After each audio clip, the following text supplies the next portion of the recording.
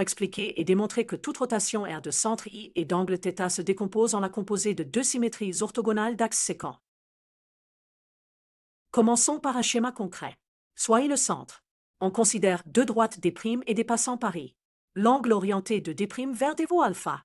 La composée des réflexions par rapport à D' puis par rapport à des faits tourner tout vecteur autour de I d'un angle égal à 2 alpha. Pour rendre cela concret, prenons un point P et appliquons d'abord la réflexion par rapport à D', puis la réflexion par rapport à D.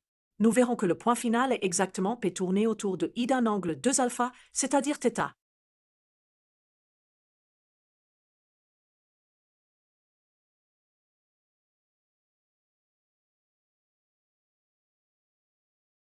Récapitulons la démonstration générale. Si D' et D sont deux droites passant par I et si l'angle orienté de D' vers des voies alpha, alors pour tout vecteur positionné par un angle phi, la composition S-D composée SD, on voit phi sur phi plus 2 alpha. Donc S-D composée SD égale R de centre I et d'angle 2 alpha. Si on veut une rotation d'angle θ, il suffit de choisir alpha égale à θ sur 2. Autrement dit, on choisit D et D' tel que l'angle orienté de D' vers des soit θ sur 2. On peut donner la construction explicite des axes, partir d'une droite D' de vecteur directeur U'. Poser D comme l'image de D' par la rotation de centre I et d'angle θ sur 2. On obtient donc D égale R de I, θ sur 2 appliqué à D'.